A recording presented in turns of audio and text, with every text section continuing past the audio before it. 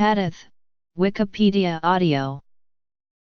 Adh or /HDI theta / Arabic, adh, pl. Adh. Adh in Sunni Islam denotes the words, actions, and the silent approval of the Islamic prophet Muhammad. Within Sunni Islam, the authority of adh ranks inferior only to the Quran as a legal source. The Quran instructs Muslims to emulate, obey, and abide by the judgment of Muhammad. It was in accordance with this Quranic stricture that the companions recorded all of Muhammad's words, advice, practices, and actions, and the daily rituals and events of his life. In Sunni Islam, the adh is the prophetic tradition, or the narrative relating the deeds and utterances of Muhammad and his companions. In Shia Islam, however, adh is the embodiment of the Sunnah, the words and actions of the Prophet and his family, the Al-Bayt. Adh is the Arabic word for speech, report, account, narrative. 471 All Muslims hold the Quran to be the word of Allah revealed to, and recited by, His Messenger, Muhammad.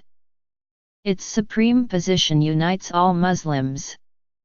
However, the Hadith accounts written down by Muhammad's followers, in the early centuries after his death, are not held to be divine revelation and are not a single text by a single author. However, from the early formation of the Islamic era they would come to be collected, collated, and compiled into a great corpus of Islamic literature, and the adh collections would come to differentiate the different branches of the Islamic faith. The Sunni, Shia, and Ibadi rely on different adh collections. A minority of Quranists reject all adh. Etymology. Just as the Quranists are not a single entity, there is a diversity of Hadithists. In addition to adherence to the Quran, all Hadithists believe in the practice of a Hadith, however distinct the various schools of Hadith. Among most Hadithists, the importance of a Hadith is secondary to Quran, given that, at least in theory, an Islamic conflict of laws doctrine holds Quranic supremacy above a Hadith in developing Islamic jurisprudence. However, a minority of Hadithists have historically placed a Hadith on a par with the Quran.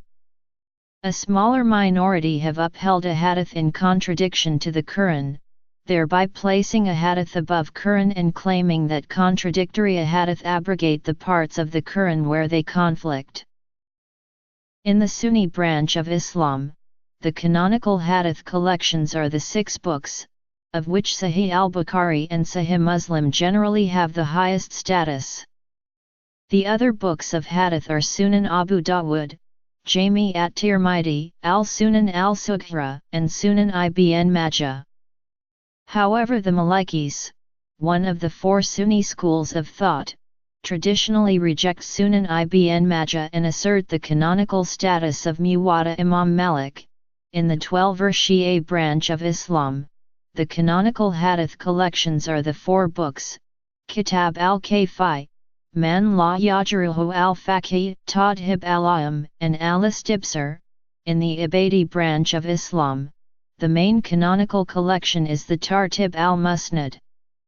This is an expansion of the earlier Jami Sahih collection, which retains canonical status in its own right. The Ismaili Shia sects use the Da'im al-Islam as Hadith collections. The Ahmadiyya sect generally rely on the Sunni canons. Some minor groups, collectively known as Quranists, reject the authority of the Hadith collections altogether. The Hadith literature is based on spoken reports in circulation after the death of Muhammad. Unlike the Quran, a Hadith were not promptly written down during Muhammad's life or immediately after his death. Hadith were evaluated and gathered into large collections during the 8th and 9th centuries, generations after the death of Muhammad, after the end of the era of the rightful Rashidun Caliphate, over 1,000 kilometers from where Muhammad lived. Hadith are regarded by Hadithists as important tools for understanding the Quran and commentaries written on it. Some important elements, which are today taken to be a long-held part of normative traditional Islamic practice and belief, for example, the detailed ritual practice of the 5 salat, are in fact not mentioned in the Quran at all, but are derived solely from the Hadith. Hadithists, therefore, maintain that the Ahadith are a necessary requirement for the true and proper practice of Islam, as it gives Muslims the nuanced details of Islamic practice and belief in areas where the Quran is silent. Quranists, on the contrary, hold the critical view on Hadith that anything on which the Quran is silent is deliberate because Allah did not hold its detail to be of consequence, and in the case of a Hadith that contradict the Quran, more so should those Ahadith be forcefully rejected outright as a corruption of Islam. In the classical example of Salat, where Salat is commanded in the Quran, all Muslims agree that Salat is an obligatory part of Islamic religious practice. Divergence among Muslims arises, therefore, in how Salat is performed. According to Hadithists, the details and instructions of how to correctly perform Salat, so as to, in their view, validly fulfill the Quranic command of performing Salat, can only be found in the Ahadith. Despite this, Salat is nonetheless performed differently by different Hadithist Islamic sects, depending on which Hadith collection each Hadithist sect relies upon. Quranists, for their part, leave the detail of Salat to be a matter between each individual Muslim and Allah, with Salat performance done to each Muslim's own individual understanding, interpretation, and need. In the Quranists' view, as the Quran is deliberately silent on the details of Salat, Allah did not hold its detail to be of consequence, so correctly performed Salat lies not in any supposed correct details of the performance of prayer, but on a correct intention to perform the prayers, valid however it may be individually performed. A Hadith has 2 parts in its classic form, the chain of narrators who have transmitted the report, and the main text of the report. Individual Hadith are classified by Muslim clerics and jurists as Sahih, Hasan, or Da'if. However, different groups and different scholars may classify a Hadith differently. In Arabic, the noun adth means report, account, or narrative. Its Arabic plural is adth. Hadith also refers to the speech of a person.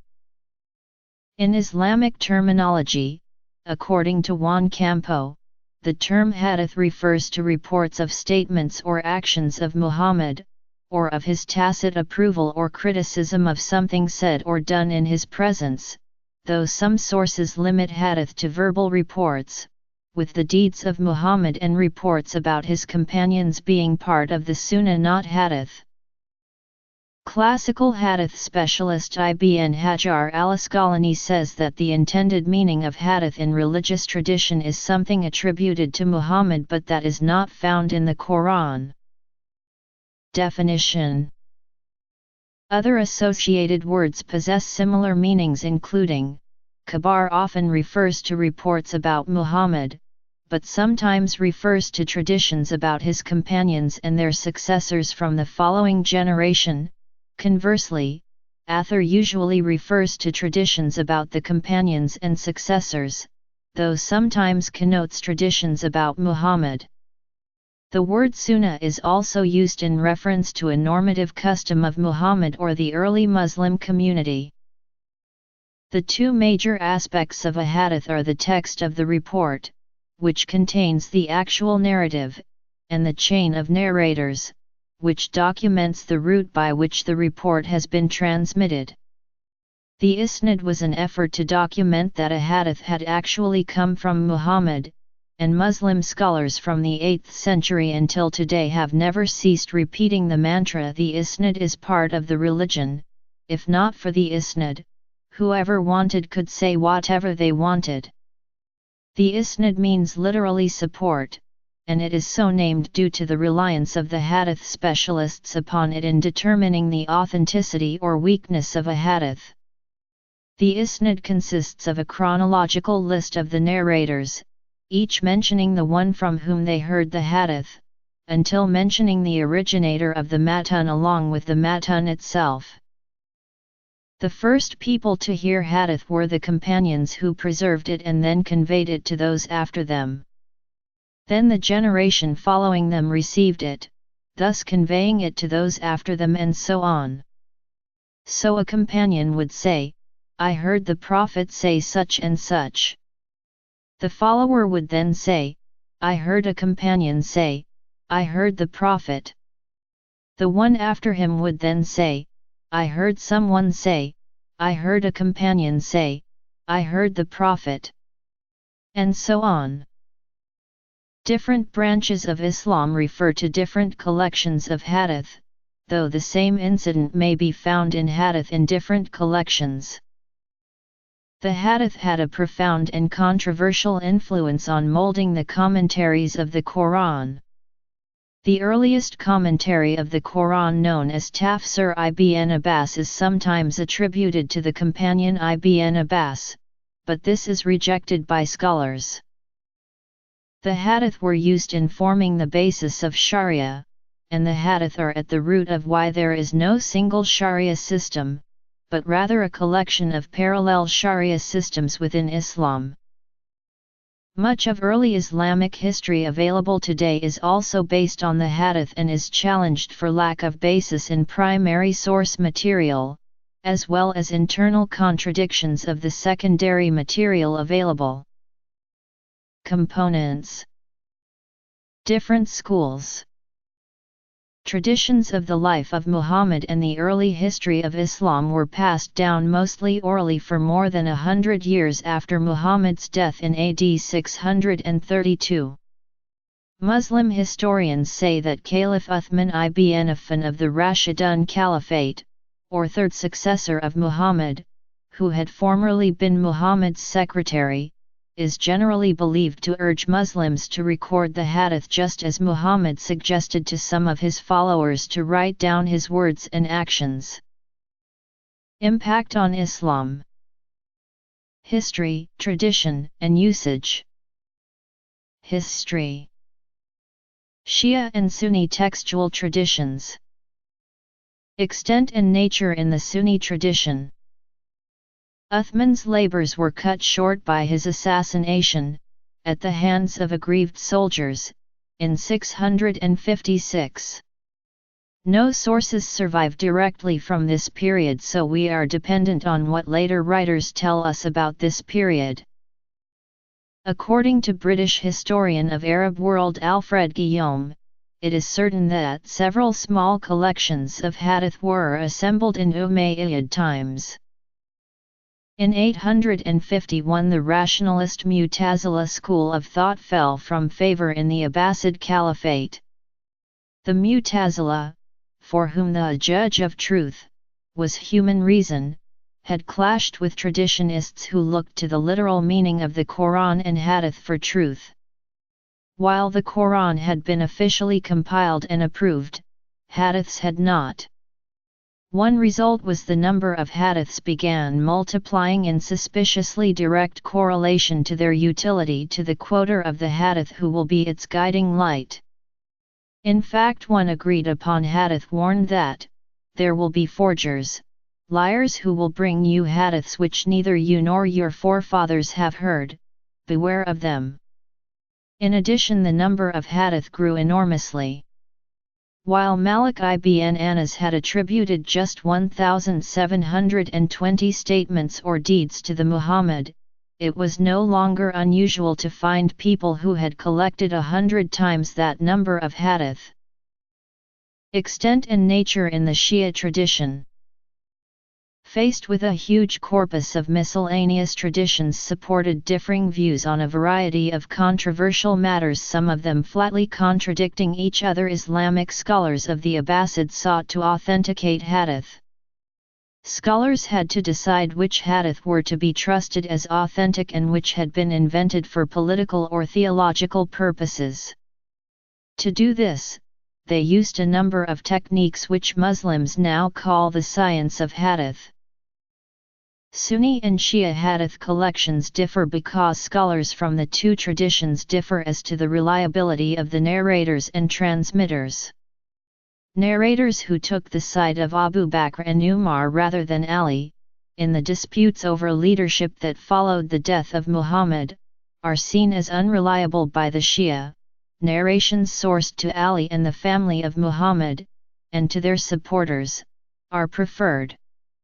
Sunni scholars put trust in narrators, such as Aisha, whom Shia reject. Differences in hadith collections have contributed to differences in worship practices and Sharia law and have hardened the dividing line between the two traditions. In the Sunni tradition, the number of such texts is 10,000 plus or minus a few thousand. But if, say, 10 companions record a text reporting a single incident in the life of Muhammad, hadith scholars can count this as 10 hadiths. So Musnad Ahmad, for example, has over 30,000 hadiths, but this count includes texts that are repeated in order to record slight variations within the text or within the chains of narrations. Identifying the narrators of the various texts, comparing their narrations of the same texts to identify both the soundest reporting of a text and the reporters who are most sound in their reporting occupied experts of hadith throughout the 2nd century. In the 3rd century of Islam, hadith experts composed brief works recording a selection of about 2,000 to 5,000 such texts which they felt to have been most soundly documented or most widely referred to in the Muslim scholarly community. The 4th and 5th century saw these 6 works being commented on quite widely. This auxiliary literature has contributed to making their study the place of departure for any serious study of hadith. In addition, Bukhari, and Muslim in particular, claimed that they were collecting only the soundest of sound hadiths. These later scholars tested their claims and agreed to them, so that today, they are considered the most reliable collections of hadith. Toward the end of the 5th century, Ibn al-Khazarani formally standardized the Sunni canon into 6 pivotal works, a delineation which remains to this day. Over the centuries, several different categories of collections came into existence. Some are more general, like the Mu'annaf, the Mu'jam, and the Jami, and some more specific, either characterized by the topics treated, like the Sunan, or by its composition, like the Arbaniyat. Shia Muslims do not use the 6 major hadith collections followed by the Sunni, as they do not trust many of the Sunni narrators and transmitters. They have their own extensive hadith literature. The best-known hadith collections are the 4 books, which were compiled by 3 authors who are known as the 3 Muhammads. The 4 books are Kitab al-Kafi by Muhammad ibn Yaqub al-Kulaini al-Razi, Man la Yajruhu al-Faqih by Muhammad ibn Babaya, and al-Tadhib and al-Istibsar both by Sheikh Muhammad Tasi. Shia clerics also make use of extensive collections and commentaries by later authors. Unlike Sunnis, Shia do not consider any of their hadith collections to be sahih in their entirety. Therefore, every individual hadith in a specific collection must be investigated separately to determine its authenticity.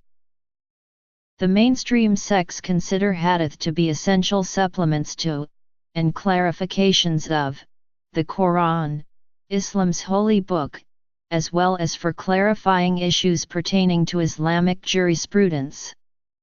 Ibn al-Salah, a hadith specialist, described the relationship between hadith and other aspect of the religion by saying, "It is the science most pervasive in respect to the other sciences in their various branches, in particular to jurisprudence being the most important of them. The intended meaning of other sciences here are those pertaining to religion, explains Ibn Hajar al-Asqalani, Quranic exegesis, Hadith, and jurisprudence. The science of Hadith became the most pervasive due to the need displayed by each of these three sciences. The need Hadith has of its science is apparent. As for Quranic exegesis, then the preferred manner of explaining the speech of God is by means of what has been accepted as a statement of Muhammad. The one looking to this is in need of distinguishing the acceptable from the unacceptable. Regarding jurisprudence, then the jurist is in need of citing as an evidence the acceptable to the exception of the later, something only possible utilizing the science of Hadith. Modern usage. Hadith studies use a number of methods of evaluation developed by early Muslim scholars in determining the veracity of reports attributed to Muhammad. This is achieved by analyzing the text of the report, the scale of the report's transmission, the routes through which the report was transmitted, and the individual narrators involved in its transmission. On the basis of these criteria, various classifications were devised for Hadith. The earliest comprehensive work in Hadith studies was Abu Muhammad al-Rayma Hurmuz's al-Muhaddith al-Fasil, while another significant work was al-Hakim al-Nasabari's Marifat Ulam al-Hadith.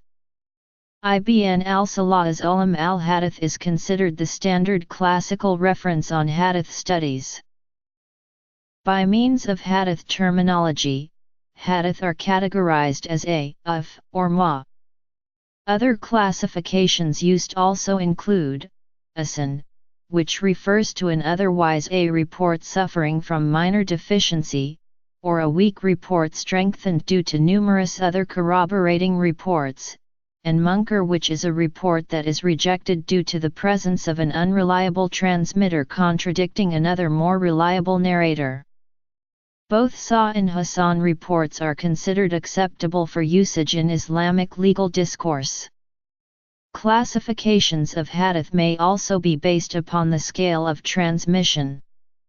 Reports that pass through many reliable transmitters at each point in the isnad up until their collection and transcription are known as mutawatir. These reports are considered the most authoritative as they pass through so many different routes that collusion between all of the transmitters becomes an impossibility. Reports not meeting this standard are known as ahad, and are of several different types. Studies. Some hadith are also called hadith qudsi, like Ziyarat Ashura. It is a subcategory of hadith which some Muslims regard as the words of God. According to As-Sayyid Ash-Sharif al-Jurjani, the hadith qudsi differ from the Quran in that the former are expressed in Muhammad's words, whereas the latter are the direct words of God. However, note that a hadith qudsi is not necessarily sahih, it can also be da'if or even mawdu. An example of a hadith qudsi is the hadith of Abu Hurairah, who said that Muhammad said. Terminology: admissible and inadmissible hadiths. Biographical evaluation. Criticism. When God decreed the creation, He pledged Himself by writing in His book which is laid down with Him, "My mercy prevails over my wrath." Another area of focus in the study of hadith is biographical analysis, in which details about the transmitter are scrutinized. This includes analyzing their date and place of birth, familial connections, teachers and students, religiosity, moral behavior, literary output, their travels, as well as their date of death. Based upon these criteria, the reliability of the transmitter is assessed. Also determined is whether the individual was actually able to transmit the report, which is deduced from their contemporaneity and geographical proximity with the other transmitters in the chain. Examples of biographical dictionaries include Abd al-Ghani al-Maqdisi s al-Kamal fi Asma al-Rijal, Ibn Hajar al-Asqalani's Tadb al-Tadb and al-Dhahabi's Tadkirat al-Hufaz. Related article, Goljiher on Hadith. The major points of intra-Muslim criticism of the Hadith literature is based in questions regarding its authenticity. However, Muslim criticism of a hadith is also based on theological and philosophical Islamic grounds of argument and critique. Muslim scholars have a long history of questioning the hadith literature throughout Islamic history. Western academics also became active in the field later on. Bibliography.